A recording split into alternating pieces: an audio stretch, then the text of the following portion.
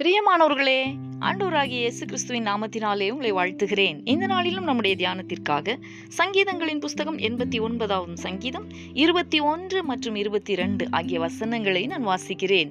என் கை அவனோடே உறுதியாயிருக்கும், என் புயம் அவனை பலப்படுத்தும்.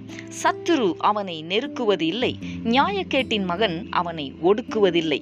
எனக்கு அன்பானவர்களே, நாம் ஒவ்வொருவரையும் நம்முடைய ஆத்துமாவையும் ஒவ்வொரு நாளும் எல்லா தீங்குக்கும் விலக்கி காக்கிற சர்வ வல்லமை உள்ள தேவன் நம்மோடு கூட வாக்கு பண்ணுகிற மற்றும் ஒரு வார்த்தையை தான் இந்த நாளிலே நாம் தியானிக்க போகிறோம். தேவனாகிய கர்த்தர் இங்கே ஆணித்தரமாக பதிவு செய்திருக்கிற வார்த்தைகளை சற்று கவனியுங்கள். ஆம், என் கை அவனோட உறுதியாயிருக்கும் என்கிறார். மட்டுமல்ல, என் புயம் அவனை பலப்படுத்தும் என்றும் வாக்கு கொடுத்திருக்கிறார். அன்பானவர்களே, என் கை என் புயம் என்று ஆண்டவர் வைராக்கியமாக உரிமை பாராட்டி சொல்லி இருக்கிறதை கவனியுங்கள்.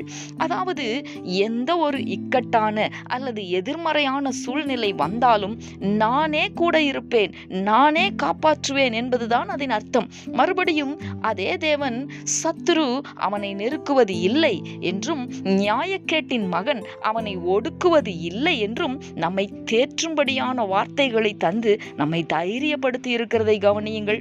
அன்பரே, தேவனாகிய கர்த்தரின் கரமும் புயமும் நம்மோடு உறுதியாயிருந்து நம்மை பலப்படுத்தவும், சத்துருவோ நியாயக்கேட்டின் மகனோ நம்மை நெருக்க முடியாதபடிக்கு ஒடுக்காதபடிக்கு பாதுகாக்கவும் நம்மோடு கூடவே இருக்கிறார். எனவே திடமனதாயிருங்கள். இந்த தேவன் நமக்காக யாவையும் செய்து முடிக்க வல்லவர். அன்பரே, இந்த கர்த்தருடைய வார்த்தைகள் இந்த நாளிலே உங்களை தேற்றி தைரியப்படுத்துவதாக. விசுவாசித்து ஜெபிக்கலாமா? எங்களை நேசிக்கிற எங்கள் அன்பின் பரலோக தகப்பனே, ஆசீர்வாதமான இந்த நாளுக்காக உமக்கு நாங்கள் நன்றி செலுத்துகிறோம். இந்த நாளிலும் என் கை அவனோடு உறுதியாயிருக்கும், என் புயம் அவனை பலப்படுத்தும் என்று நீர் வாக்கு கொடுத்திருக்கிறீரே.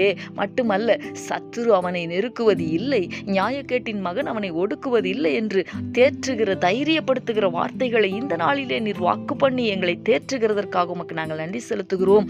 தகப்பனே, எல்லா விதமான எதிர்மறையான சூழ்நிலையிலேயும் கர்த்தருடைய கை எனக்கு துணையாய் இருப்பதினாலே, கர்த்தருடைய புயம் என்னை பலப்படுத்துகிறபடியினாலே எதற்கும் நான் பயப்பட வேண்டியது இல்லை என்று உம்மிலே பலங்கொண்டு தைரியமாயிருக்க கர்த்தர் எங்கள் ஒவ்வொருவருக்கும் கிருபை தாரும், பலன் தாரும். நீர் அப்படி செய்ய போகிறதற்காக உமக்கு ஸ்தோத்திரம்.